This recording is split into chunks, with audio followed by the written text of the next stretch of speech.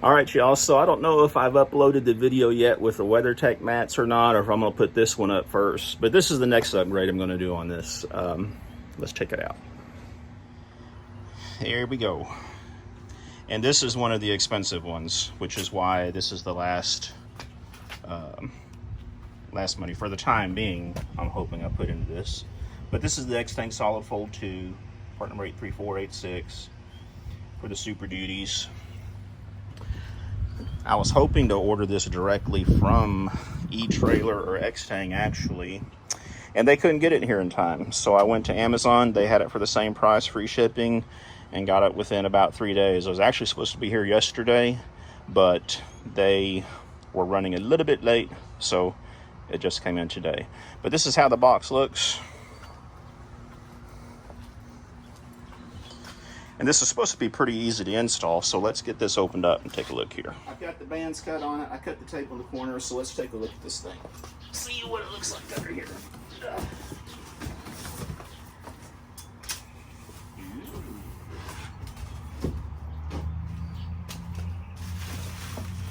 There we go, folks. And it looks like it's undamaged. You can see that they put nice little EVA foam corners in there to protect everything. And it looks like they did a pretty good job.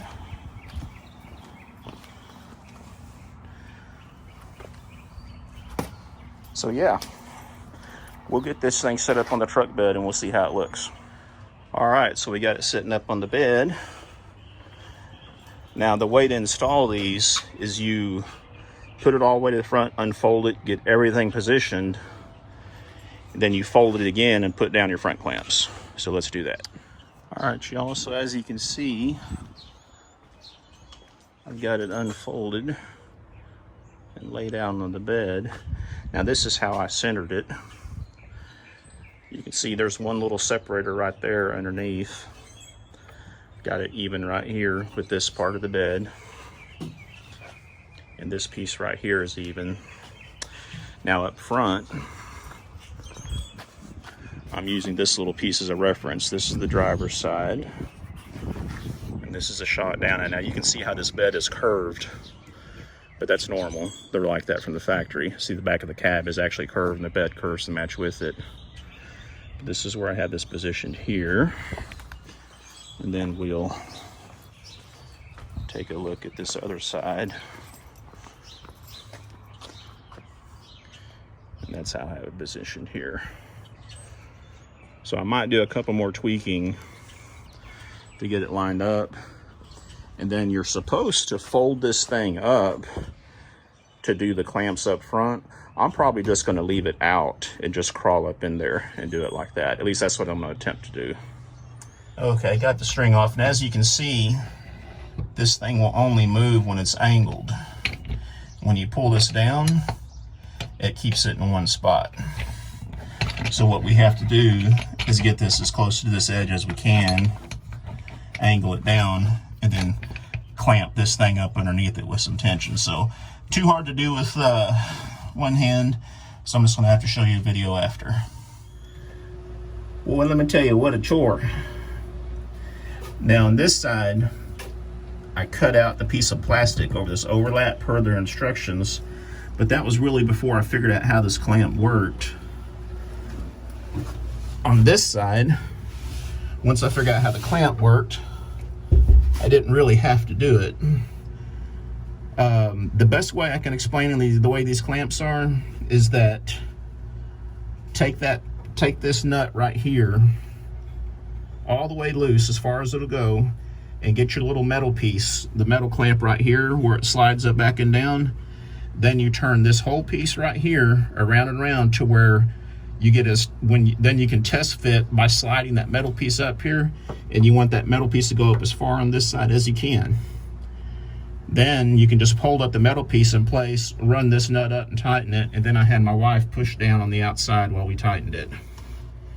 And you can see it's got a pretty darn good seal on it.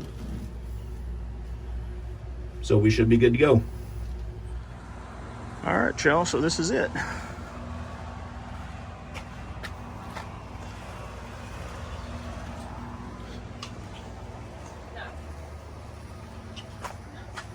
Just like that. Now, the way these things work, you just pull them down. They're like those front clamps. They only move when they're at an angle. When you pull them flat like this, they lock in place. So you pull those up here and latch it underneath like that. And there you go. Looks like my camera is getting some steam on it. We'll finish this up. All right, y'all, I want to thank you for watching the little bed cover thing, and we're going to move right into the next video finishing this up, which is the WeatherTech mud flaps on this F-250. So check that one out.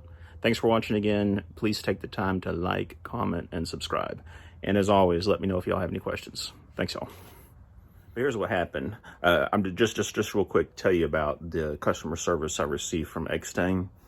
I'll have the installation of the cover after this, but I put this cover on, I think it was on a Friday, I believe, maybe it was on a Thursday, and about 4 or 5 days later I saw some bubbles popping up on the plastic on top, and I'll drop in a couple of those pictures here, but it was really hard to tell in those pictures, but these are the ones I ended up sending to Extang.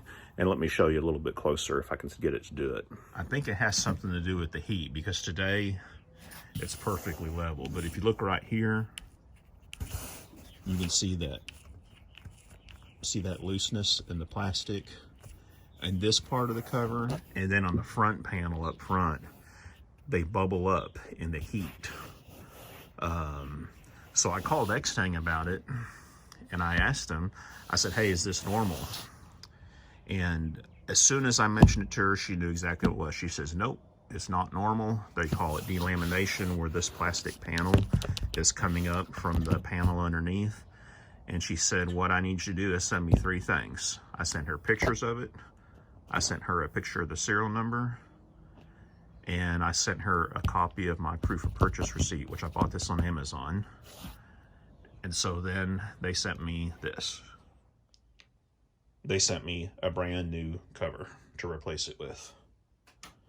And if I have any naysayers,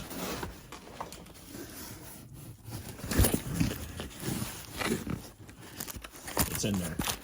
I'm actually getting ready to put this one on. So yeah, that's what happened. I was on hold with them for about 2 minutes when I called them with the issue.